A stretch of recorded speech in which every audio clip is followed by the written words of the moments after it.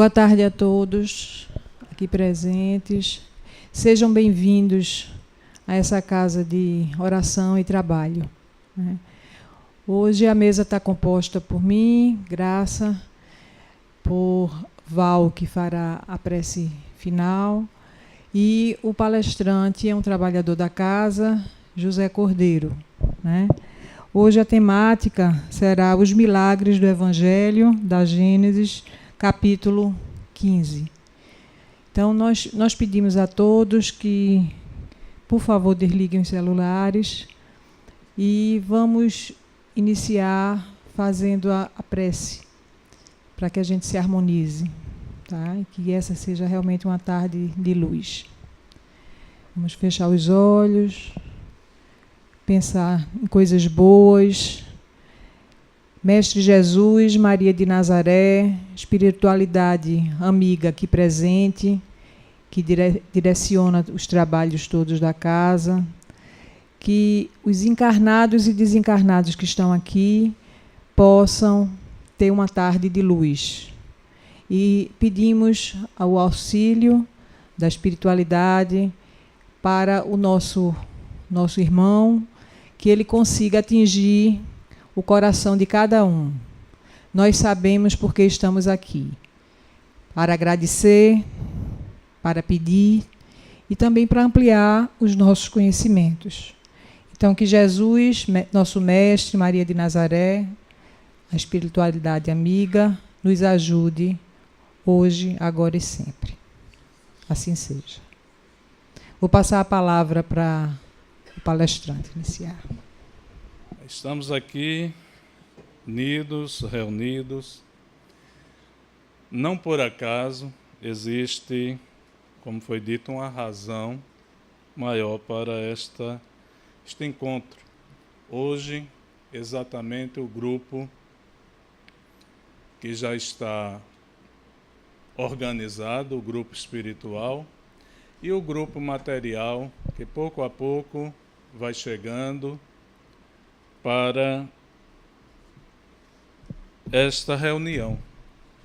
Hoje, a nossa temática, o nosso tema principal, é exatamente o capítulo 16, o capítulo 15 da Gênese, o quinto livro da codificação, e que chama para um mergulho profundo no conhecimento e no entendimento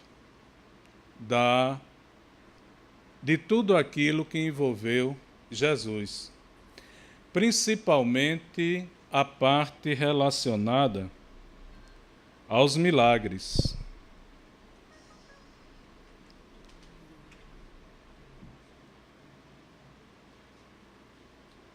Como estamos numa reunião muito interessante, eu vou fazer uma coisa que eu não fiz, desligar os celulares, porque o nosso tema hoje vai falar exatamente sobre energias, que é uma forma de comunicação, e até alguém querendo atrapalhar pode estimular uma ligação e o telefone tocar exatamente na hora que eu vou passar uma mensagem muito importante.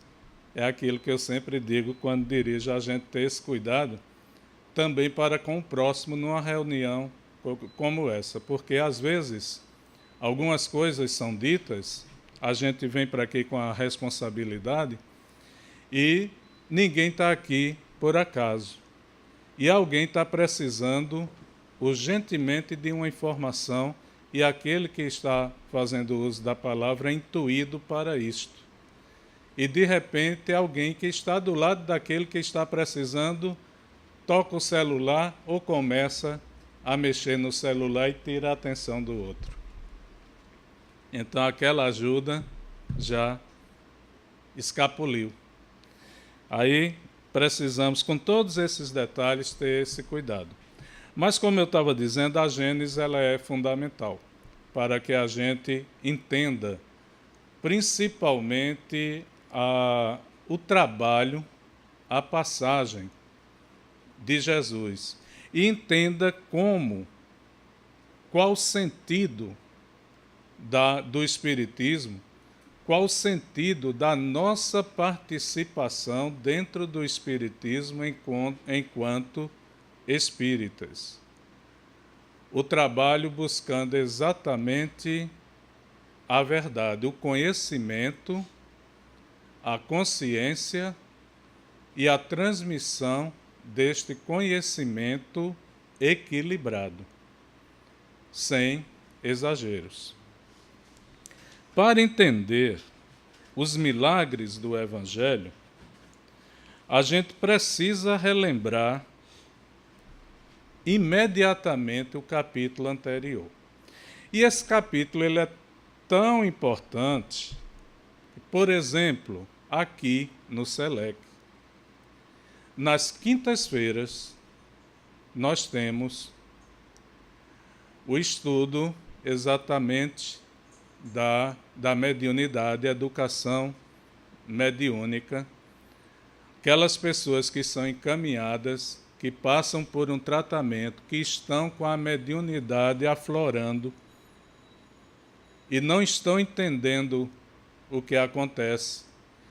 Os familiares que estão em volta, após a consulta, muitas vezes estas pessoas são encaminhadas para o estudo da mediunidade que acontece na quinta-feira.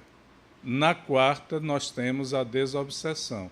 Na quinta, a preparação dos médiuns que vão para a desobsessão e também dos esclarecedores que vão trabalhar futuramente na quarta-feira.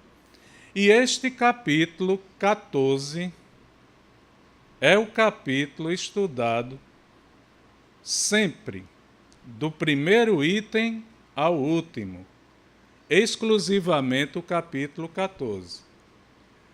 Aí se pergunta, e por quê? Se perde todo outro conteúdo da Gênese? Não. Nem tampouco das obras básicas.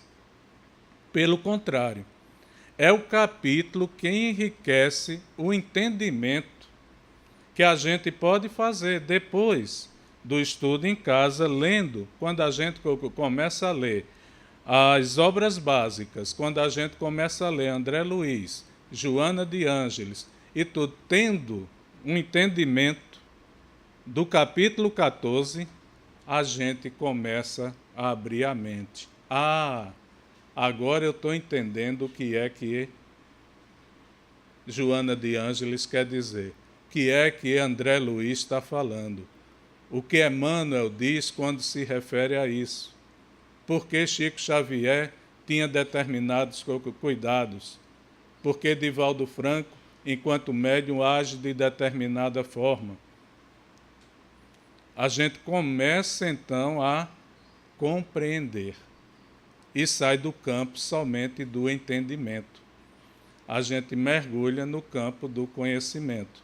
O entender e compreender para praticar. Esse capítulo 14 ele tem o título de Os Fluidos. É a base de tudo. Estamos aqui exatamente devido aos fluidos. E os dois primeiros itens nos diz o seguinte, capítulo 14.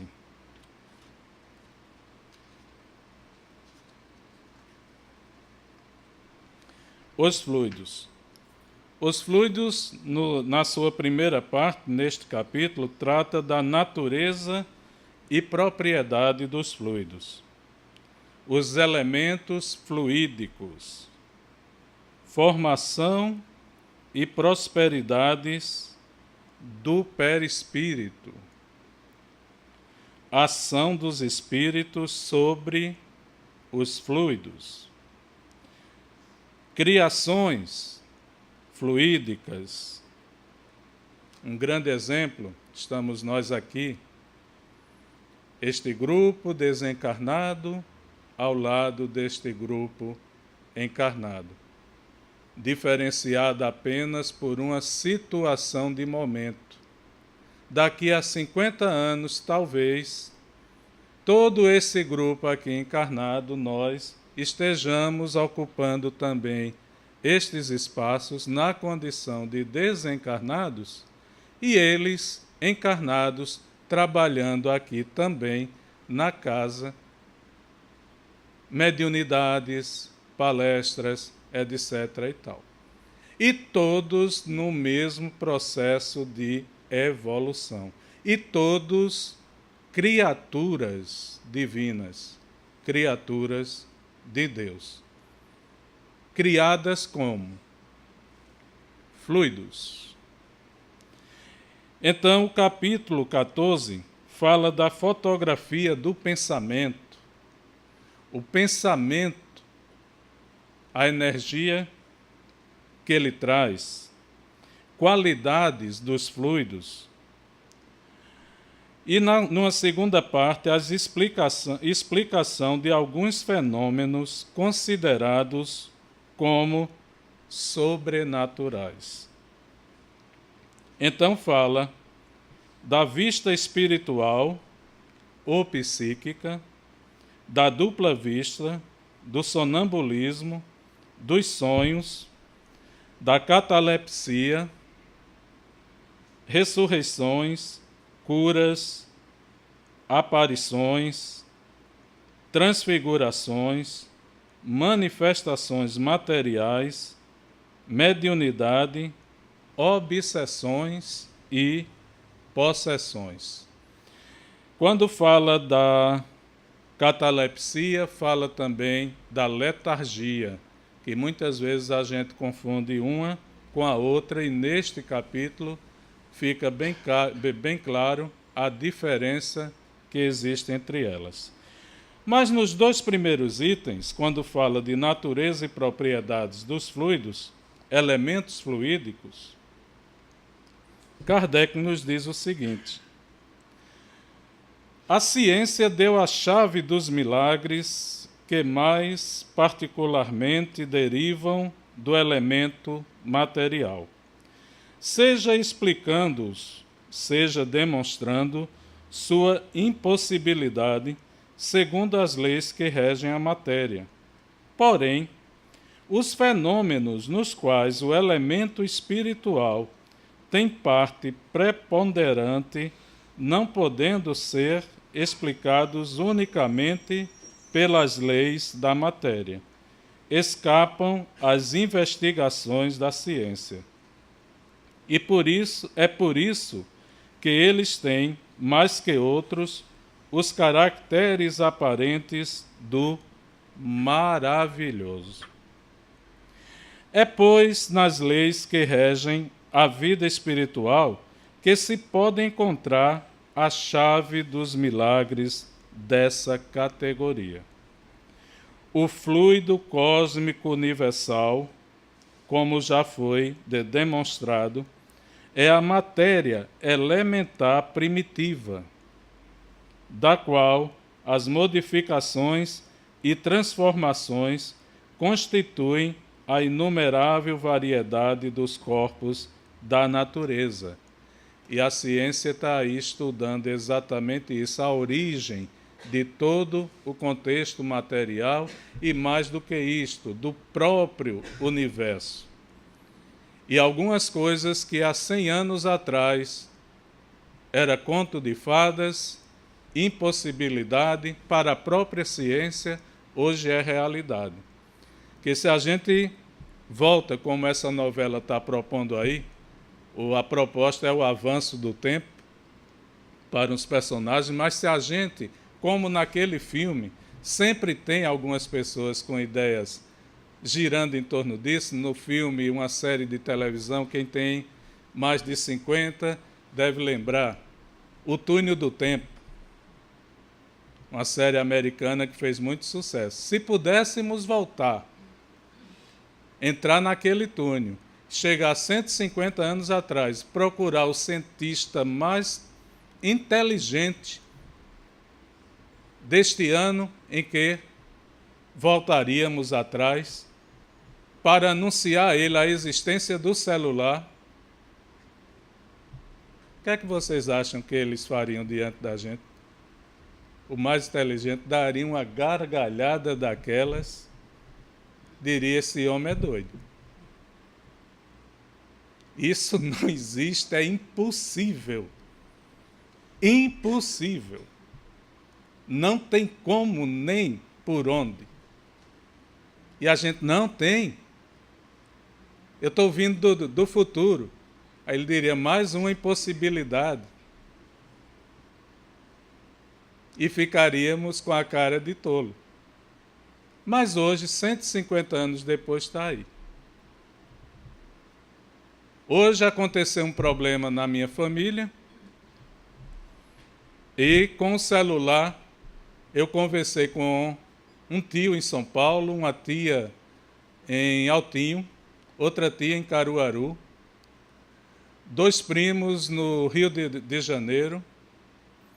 Interliguei juntamente a família toda, juntamente com alguns outros parentes, anunciando o fato novo que tinha ocorrido com uma tia que teve um problema de saúde repentino, veio para cá e tranquilizando a todos como estava o quadro naquele momento. Isso levou exatamente 30 minutos. Mas hoje é o quê? 5 de agosto de 2018. Imagina como acontecia em 5 de agosto de 1818. Interagir com as famílias e comunicando isso. Uma cartinha que ia no navio tal, ia chegar daqui a 15 dias, quando o pessoal viesse a saber, se o caso fosse muito grave, já tinha acontecido uma série de outros fatos que aqueles que recebiam a notícia mais recente não saberiam as novas daquele momento. E hoje estamos interligados. Isso, 200 anos atrás, seria chamado de milagre essa possibilidade. Se algum cientista maluco da época considerasse isso aí, diria um verdadeiro milagre. Milagre. Fenômeno. Hoje não é milagre, não é fenômeno. É um fato corriqueiro.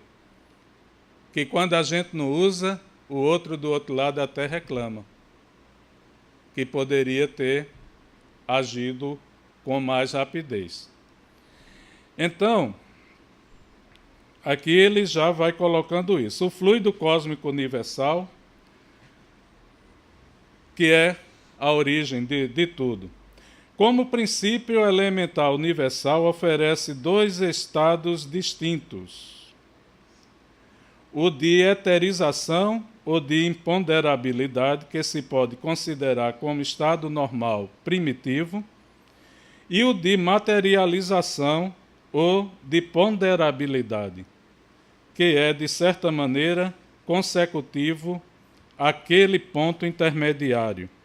É o da transformação do fluido em matéria tangível. Porém, ainda neste assunto, não há transição brusca, pois pode-se considerar nossos fluidos imponderáveis como um termo médio entre os 2 estados. Então, matéria e espírito. Ele começa a mostrar aí 2 momentos diferentes. E quem assistiu Ghost deve lembrar bem que isto também é colocado. A matéria para aquele personagem antes de desencarnar tinha um sentido, como tem para a maioria de nós. Estando aqui, vocês escutaram, eu bati, minha mão não passou. Mas no estado de espírito, ela pode passar e até sentir as moléculas que estão aglomeradas. A energia que foi se solidificando e formando a matéria sólida. mesma forma, líquida e gasosa. Nós estamos num estado de matéria, alma encarnada, onde a carne necessita daquele item que eu falei, perispírito, para que o espírito consiga ativá-la. E ativa como? Energia, fluido, para dar vida. Quando esta energia vai se tornando impossível pela deterioração da matéria, o envelhecimento, uma série de outros fatores, o mau uso, esta energia não consegue mais dar aquela ação de antes, entra no processo de declínio que leva à morte, ou quando um grande impacto provoca esta morte. Morre o espírito? Não. Morre a matéria, que vai passar por um novo processo e vai ser novamente lançada no universo. Que ela não vai simplesmente, o apodrecer não é simplesmente o fim, ela retoma as moléculas, vai para a Terra, vai passar por todo um processo, se for também, se for queimada, da maneira que for, mas ela volta para o contexto universal, num outro formato. Mas o espírito também prossegue. E este vivo, porque todas as reações, sentimentos e emoções da matéria provinham dele, através do perispírito que interliga com essa matéria. Então, o capítulo 14 tem a preocupação de mostrar exatamente isto. Cada um desses estados necessariamente dá lugar a fenômenos especiais.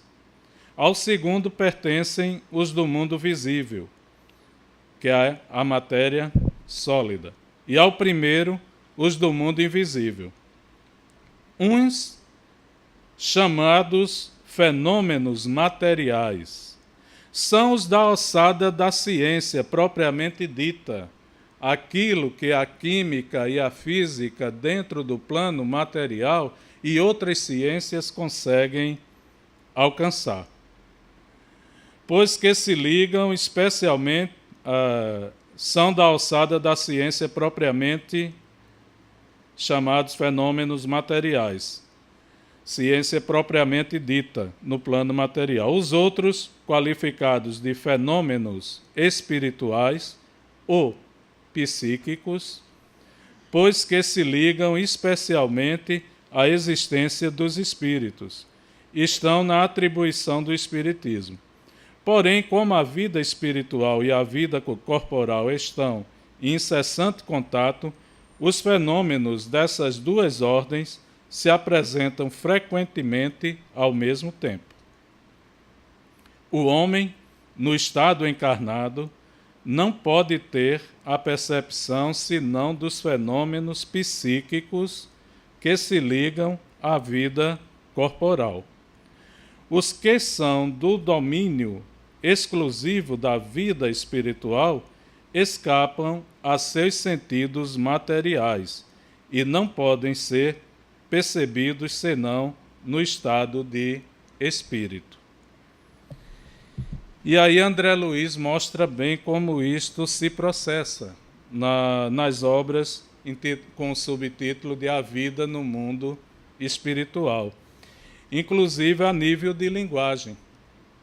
A matéria, a alma encarnada, dentro de todo esse processo, precisa da linguagem vocal, precisa das expressões faciais, da linguagem corporal para se comunicar.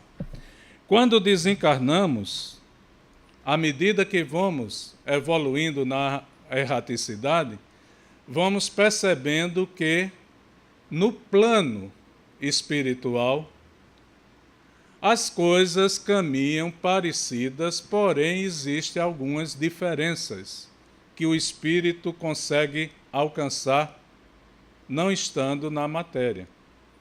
E André Luiz, em muitos momentos, ele mostra a surpresa dele. De repente, uma palestra no plano material, como está aqui. E eu estou com sede. E Graça é a dirigente. Como ela vai saber que eu estou com sede? E aqui não tem água. Eu tenho que me dirigir para que ela entenda. Ou então, fazer um gesto, mostrar alguma coisa.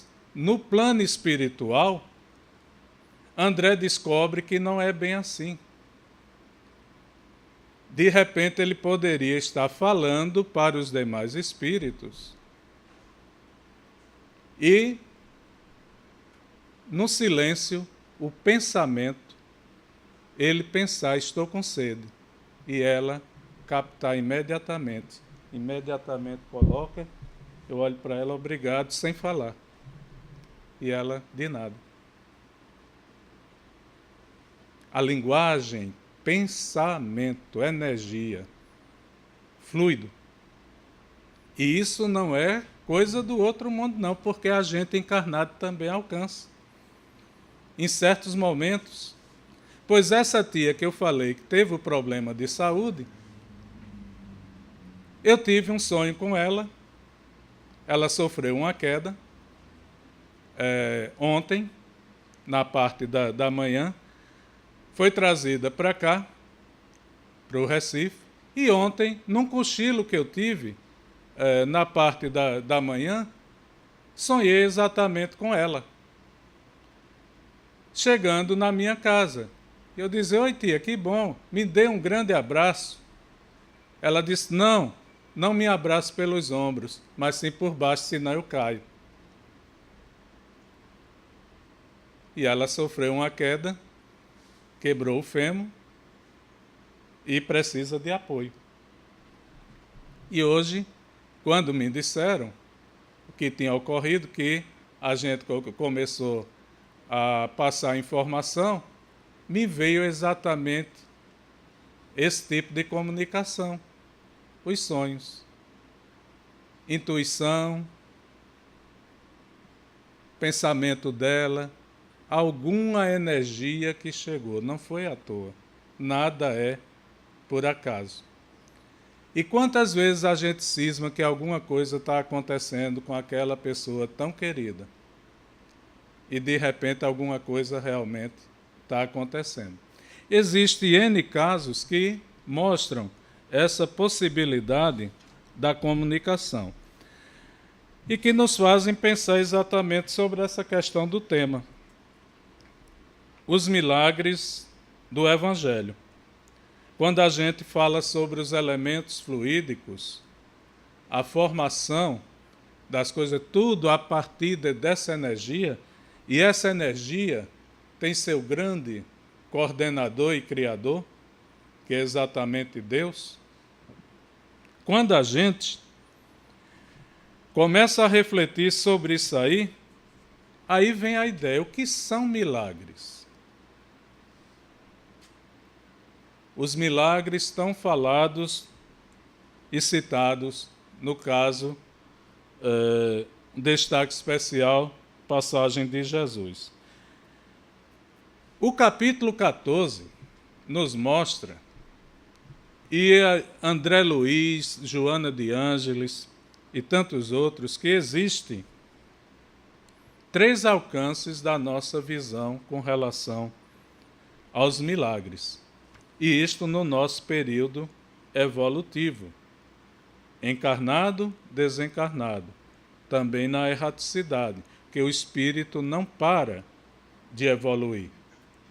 Mesmo desencarnado, muitas vezes o pensamento e a capacidade de entendimento dele está idem ao período igual ao período em que ele estava encarnado. Ele vai desencarnar naquela etapa e muitas vezes ele não avança na erraticidade, ele conserva. Voltar atrás ele não volta. Aquilo que já entendemos hoje, vamos continuar entendendo. Mas é preciso evoluir. E esse item, os fluidos, esse capítulo, nos mostra que existe uma visão primitiva sobre os milagres, que é o divino e maravilhoso, é a forma mais simples porque nos livra de toda e qualquer possibilidade de pensar, estudar, buscar, questionar, aprender, e tudo isso é esforço e é energia também, e energia boa, mas a gente muitas vezes tem aquela preguiça do querer já tudo pronto, e o divino e maravilhoso, muitas vezes a gente se agarra com isso e pronto. E passa a acreditar nisso aí. Ah, fulano estava assim e de repente alguém chegou, fez uma oração e ele é santo. Mas às vezes nem se questiona a vontade de fulano em ficar bom. Ah, mas estava em coma. Mas e o espírito? Não estava carente, com vontade de viver? E é o somatório daquelas energias. De quem foi oferecendo as energias que tinha da prece e aquele que acolheu com a vontade que tinha de sobreviver. Então o milagre aí já começa a ter outro foco. Porque a gente fala muito sobre Jesus e esquece que alguns casos não funcionou como outros. E por quê? Quando a gente fala de Jesus, os 10 leprosos. Por que 9 voltou a ter lepra? Aí vamos ver bem o caso. Jesus atende os 10 leprosos necessitados da cura. Havia a vontade, o pensamento de ficar bom.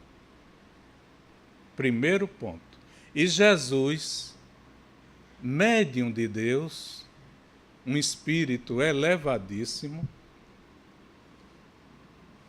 possibilita a transformação das energias naqueles corpos, a partir da vontade deles. A fé deles estava curando, somada à de Jesus. Por isso ele dizia: eu não te curei, tua fé te curou. E os 10 queriam ficar bom. E de repente conseguiram ver o corpo novamente normal. É um ponto a ser estudado. Agora vem a parte seguinte. Jesus conhecia também a capacidade da energia que ele tinha, a dupla vista, um médium de Deus, fez a leitura também do pensamento de cada um. E por que Jesus depois é encontrado chorando? E Pedro pergunta por quê, se os 10 tinham sido curados. E Jesus disse: muitos deles voltarão a ter novamente a lepra. E aí? Mas não foi Jesus que curou? Não. Não é por esse ângulo que o capítulo nos mostra. Jesus ajudou.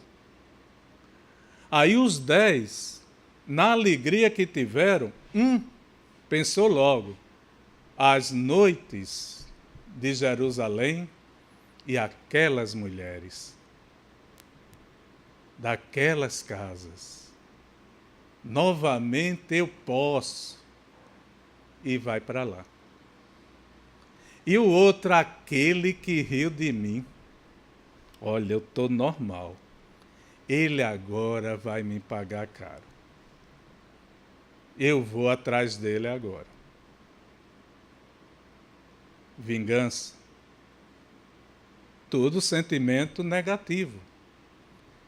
E o outro agora, que tomaram de mim, eu vou resgatar porque é meu e botar todo mundo para fora das minhas propriedades e que peguem também a lepra para ver o quanto é bom. E os pensamentos foram nessa faixa. Só um que ia alegre e contente, pulando na metade do caminho, bota a mão na cabeça e diz: meu Deus, esqueci de agradecer ao Mestre.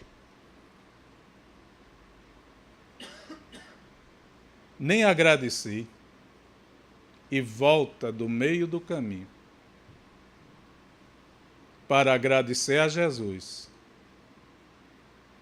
E aí escuta as explicações de Jesus, o diálogo refaz muitos pensamentos dele e resolve dar uma guinada na vida dele, transformando, fazendo uma reforma íntima, retirando os miasmas na medida do possível e melhorando. Esse foi o que não voltou a ter a lepra. Os outros tiveram. Energia negativa, como pode atrair a positiva? Mas e Jesus? Não funcionou? Funcionou. Ele ajuda, é o mesmo que a gente explica aqui na casa espírita. Nos tratamentos, tudo começa dentro de nós, de cada um. Como você pode encontrar paz se dentro de você é guerra, é violência, é sangue? É isso que você, querendo ou não, vai externar. E é uma plantação. Você está plantando, volta. Como você vai obter a cura? Danificando o corpo que foi curado, danificando de novo, com toda a energia pesada, cruel, da vingança, do ódio, do rancor, vai mexer de novo com o cardio, vai mexer de novo com os neuros, vai mexer de novo com a cabeça, vai aparecer uma coisa daqui e dali, e de repente tudo volta de novo. A partir da possibilidade que a gente dá. Então, os milagres no Evangelho nos mostram exatamente isso aí. Essa visão primitiva do divino e maravilhoso nos faz pensar exatamente que Jesus, ao curar, bateu o prego, não volta mais nunca. É aquela história do eu aceito. E agora, de repente, eu posso até me tornar violento, pedófilo, uma coisinha aqui, outra ali, mas eu já aceitei. Estou com Jesus, Ele está comigo. Está aceito. É só uma questão de ir na igreja pedir o perdão. Ou então, ir na casa espírita fazer uma consulta, dizer, mas estou aceitando, eu aceitei. Está tudo resolvido. Lá do outro lado, quando eu chegar, está resolvido. Ou então ir até o padre, revelar aquele deslize. Ele me passa 10 penitências, eu faço, e daqui a um ano, um novo deslize de novo, eu vou e digo, ele passa mais 10. Mas eu já aceitei, eu estou dentro da igreja, está tudo resolvido. É o divino e maravilhoso. Deus está comigo, Jesus também, Jesus já me abençoou, e tudo está resolvido. E quando Ele quer e está resolvido. É uma visão primitiva. É preciso que a gente evolua para uma visão, pelo menos na lógica material, como nos mostra aqui, que a ciência concreta, manipulação dos fluidos, energia magnética, tudo, mesmo que a gente acredite que esse copo só pode ter água se eu derramar água dentro, acreditando dentro de um plano mais material, mas pelo menos observando que existe ação e reação. Existem dois lados que vão formar um todo. Então, eu posso até questionar algumas coisas nos milagres de Jesus, mas aceito que aconteceram por isto ou por aquilo. Por exemplo, a ciência moderna aceita, em parte, a ressurreição de Lázaro, que estava morto. Porque hoje, depois de 2018 anos, já se conhece letargia e catalepsia. Inclusive, em 1972, tivemos o caso famoso do ator global, era um dos ídolos da Globo, o Sérgio Cardoso, que teve uma crise de letargia, foi sepultado vivo. E o médico dele anunciou que ele tinha um problema, insistiu, até que desenterraram e o corpo dele estava virado no caixão e as mãos feridas. Ele morreu de asfixia, tentando abrir o caixão e retirar a terra. E Jesus também tinha esse conhecimento, espírito criador do planeta Terra, um espírito evoluído. Mas explicar cientificamente naquela época para aquelas pessoas, ele ia perder tempo. E ele foi direto para a realização, a prática. Usando o quê? Energias, fluidos, o pensamento e a vontade do próprio Lázaro. Mas por quê? Porque a pessoa em estado de letargia e não está morto, está semi-morto. Diminuem as pulsações, cardio, está no estado letárgico. Letárgico todo o corpo. A catalepsia é mais localizada. Muitas vezes o médium, como Chico Xavier, as informações não precisavam chegar para ele colocar no papel, a psicofonia já era de maneira direta. O próprio espírito utilizava parte, a mão, o braço dele,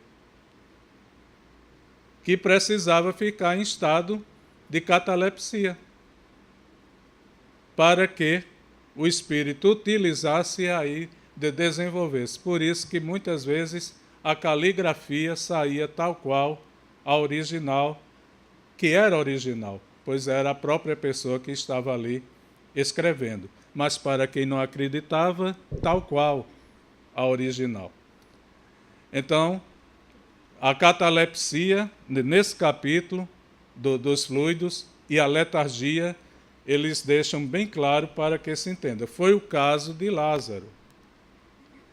E Jesus, com o pensamento, a vontade que existia, não só de Lázaro, das irmãs, reativa o processo energético do corpo. O sangue volta à circulação normal. Aí muita gente diz, mas ele estava morto porque a irmã disse que ele já cheirava mal. Mas se a gente traz para a nossa realidade um ferimento no braço, na perna ou em qualquer região do corpo, se não for bem cuidado, com 2 ou 3 dias, também parece que o corpo está se decompondo. O cheiro não é bom e a pessoa não está morta. Então, o cheirar mal não significa dizer que está morto. Era esta também a impressão que a irmã tinha, porque ele estava enterrado há 4 dias. E Jesus diz, Lázaro vive. Lázaro não está morto. Que ele sentia a presença ali. A capacidade dele percebia até o pensamento e a ânsia do próprio Lázaro. E toda aquela corrente fluídica, vibração, a gente fala muito isso na casa espírita, né? Coloque o nome ali para a vibração. Coloque o nome na vibração. O grupo vai estar vibrando em torno daquele nome, da situação. E você também que colocou o nome. A partir do momento que você coloca, já existe uma energia, uma vontade de alcançar. E também daquela pessoa que quer sair daquela situação. Então, todo o grupo ali, aquele contexto, reanima Lázaro. E Lázaro volta a caminhar. Por este ângulo da catalepsia e da letargia, principalmente da letargia, médicos hoje, cientistas, aceitam aquele fato, mas questionando. Não 100%, mas já aceitam com esse ponto de vista da lógica material. E tem a outra visão, que é a visão da lógica espiritual, a ciência racional, onde vamos mergulhar exatamente no estudo dos fluidos, do magnetismo e de todo o conjunto, esse conjunto em atividade, o que é capaz de produzir, que é capaz de fazer. Então, são ângulos de visão que precisamos desenvolver, principalmente este terceiro. Como vemos os milagres do Evangelho hoje? Principalmente nós que estamos na casa espírita. Muitas vezes ainda queremos dos espíritos esta visão primitiva. Ainda colocamos para eles dentro desta visão primitiva. Quando eu trabalhava no atendimento, certa vez uma pessoa chegou, disse até que era espírita, frequentava outra casa. Eu estou sentindo isso, fez o relato. Em quanto tempo vocês curam isso? Tudo o que eu disse. Em quanto tempo? Ou seja, divino maravilhoso. A espiritualidade da casa é muito boa, alguém disse.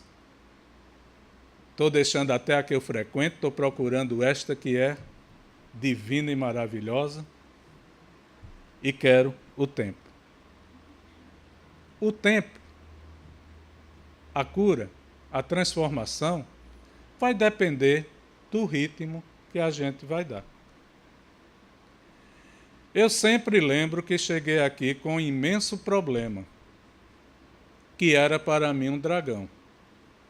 E fico feliz em dizer, 11 anos depois, que é um imenso problema, mas que não é mais um imenso dragão. Pois hoje eu o controlo. Ele não me controla. Hoje a minha energia domina. Ele não me domina. E quando eu cheguei, era ele que me dominava. Trazia o medo, o pânico, a incerteza, a vontade de fazer bobagens comigo mesmo. Mas, esse tempo todo, para que eu conseguisse exatamente o controle sobre ele. A solução do problema é caminhar. Que naturalmente, da mesma forma que eu dominei o aspecto, domino futuramente o problema. E como tudo nesta vida, ele passa também e se transforma. Agora, a minha iniciativa, hoje eu sei, é fundamental. Se eu ficar nesta visão primitiva, eu não vou conseguir. Que aí eu vou perguntar se Val é um excelente médium e se ela pode resolver. Não pode, então, ninguém aqui resolve, eu vou para outra casa. Que lá talvez tenha alguém, porque fulano disse que lá é muito bom, etc. e tal, e vou ficar atrás desse divino e maravilhoso. Onde o meu esforço tem que ser zero. E eu preciso passar pela lógica material, pela visão lógica material e pela visão também da lógica espiritual. Que tudo provém do meu espírito, até de vivências anteriores. Tudo que está acontecendo agora, o tal problema que eu falei, quem sabe eu não plantei ele na encarnação anterior ou anterior a esta anterior. E agora é necessário encarar a colheita, o colher, e saber trabalhar esses frutos amargos, transformando eles em algum tipo de medicamento para mim mesmo, de doce para a minha própria alma, trabalhar uma forma de fazer desses limões, o problema, uma limonada, que eu possa absorver e que deixe para mim um resultado positivo. Mas a minha participação é essencial. Por isto, Jesus, diante de todo o milagre, dizia: eu não te curei. Tua fé te curou. E quando disseram, tu és bom, eu não sou bom. Bom é o Pai que permite que tudo isto aconteça. Todas estas possibilidades de recomeço, de entendimento, de estudo, de estarmos aqui reunidos, buscando exatamente entender, compreender e mudar a nossa forma de ser, transformando o nosso interior. Isto aí é que é fundamental, porque se não tiver essa transformação, os problemas vão continuar aparecendo e cada vez os dragões cuspindo mais fogo e o drama, a aflição maior. Então, como estamos vendo, é fundamental. No capítulo Os Milagres do Evangelho, a primeira parte fala sobre a superioridade da natureza de Jesus, que é exatamente um resumo disto tudo que eu falei. Como Jesus trabalhava com os elementos fluídicos.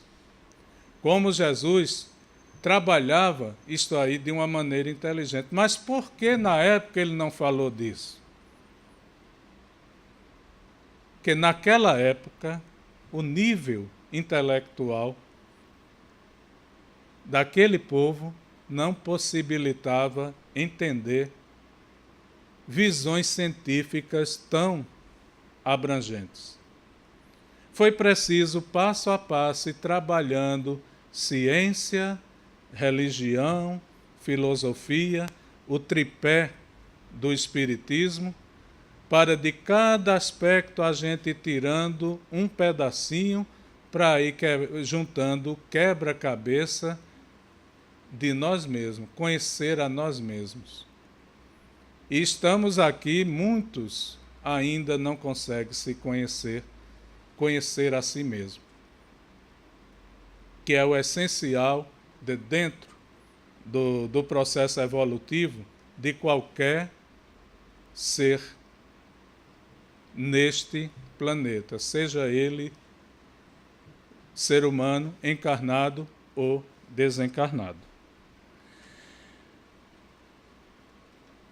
Aí nós temos ainda um tempinho. O livro dos Espíritos, ele abre esse capítulo dos milagres do Evangelho. Kardec já começa a trabalhar no livro dos Espíritos, quando, na pergunta 621, onde está escrita a lei de Deus? Na consciência. É uma resposta bem rápida da espiritualidade. Na consciência. E na pergunta 625, qual é o tipo mais perfeito que Deus ofereceu ao homem para lhe servir de modelo e guia? A resposta é a mais curta do livro dos Espíritos. 5 letras. J-E-S-U-S. Jesus. O governador do planeta Terra, que trabalhou exatamente com tudo isto e que disse que tínhamos também a mesma capacidade. Se tivéssemos pelo menos a fé do tamanho de um grão de mostarda, faríamos coisas também que iríamos nós próprios ficarmos pasmos. E essa capacidade que ele tinha não era coisa do outro mundo, porque quando ele disse que éramos capazes, porque também ele passou por todo um processo. Ele nasceu simples e ignorante e foi evoluindo. Passou por outros planetas, passou por todas aquelas etapas da escala espiritual até chegar à pureza, até chegar a se tornar, a ser dado a ele a possibilidade de ser o governador do planeta Terra e participar da organização, da formação desse planeta, que tem bilhões de anos. Então imagina o tempo que tem Jesus de existência, um espírito extremamente elevado, e veio exatamente para deixar essa mensagem, ele como exemplo, a busca, a transformação, exatamente a partir dele, para que diante de todo e qualquer problema que a gente está passando, diante de todo e qualquer benefício que a gente recebe, diante de todo e qualquer pensamento ruim, que é energia, que a gente tenha, a gente coloque logo um outro, que é um xarope excelente. Como Jesus faria se estivesse no meu lugar? Eu quero matar fulano porque dei um bom dia a ele, ele não me respondeu. Outro dia falei com ele, ele não me respondeu. Ele está me ignorando. Eu não mereço ser ignorado. Eu quero matá-lo, eu quero dar uma tapa nele. E Jesus faria isto? E responda para você. E depois lembre, ele é o modelo e guia. Então, se ele é o modelo e guia, você mesmo vai dar a resposta. Não, ele não faria isso. Então, você já está dizendo para você a sua conduta. Seguir exatamente como Jesus fez. E a questão da consciência,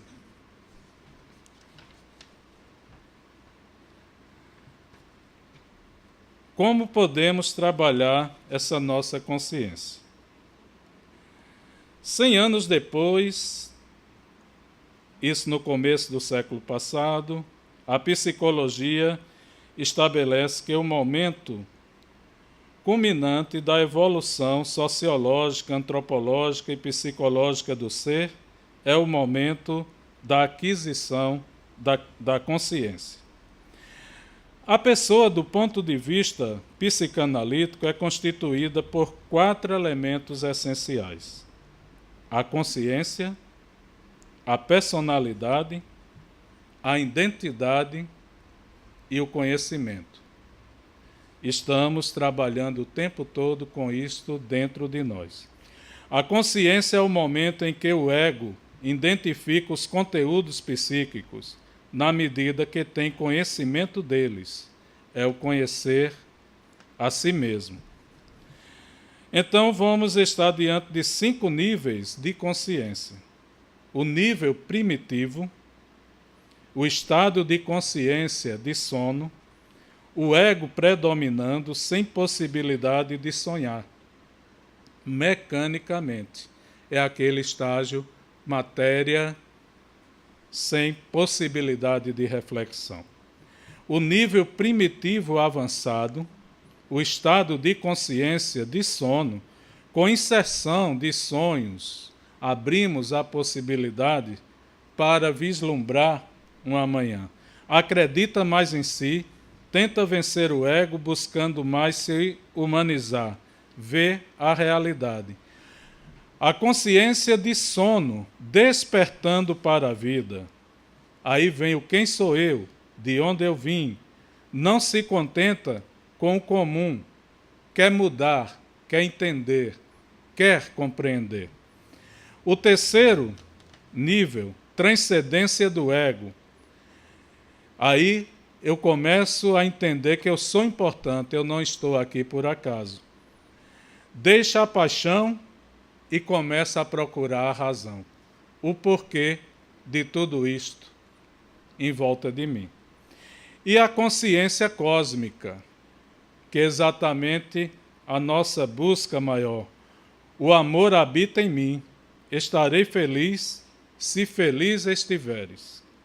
O homem agora atinge o patamar da integralidade. É um homem integral. Agora, a minha felicidade não é só minha, é nossa. Para que eu a atinja, todos precisam também atingir este grau de felicidade.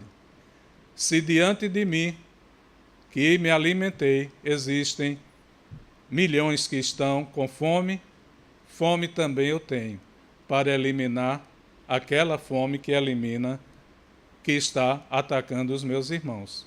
Se diante de mim existe alguém que chora e eu estou sorrindo, ainda não é o sorriso que eu queria. Eu preciso transformar aquelas lágrimas também em sorriso. O outro faz parte de mim. É a partir da felicidade do outro que eu vou descobrindo a mim, conhecendo a mim mesmo e a gente evoluindo em conjunto. Bom, foi esse o caminho que eu busquei para a gente falar desse capítulo, os milagres do Evangelho. Agradeço a todos a atenção e deixo tudo o que foi dito, estimulado pela espiritualidade, como um ponto para o começo da nossa grande reflexão dentro do imenso processo de transformação que precisamos, cada um, inclusive este que fala, tocar adiante o quanto é antes neste período, o quanto é possível neste período de transição que estamos, de um momento de expiação e prova para o momento de regeneração. Muita paz para todos.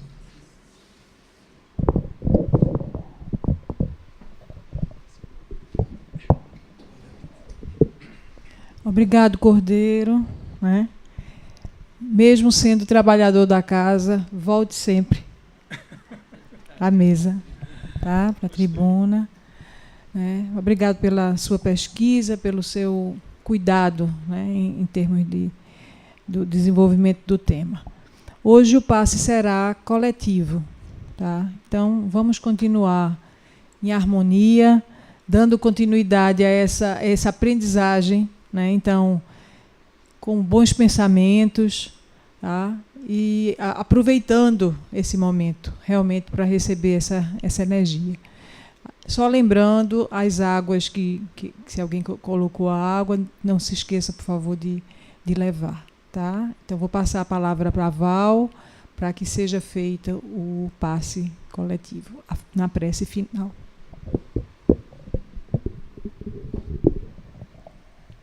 Bem, meus irmãos, continuemos desta vibração de amor, de paz, que nos dá sempre este ambiente.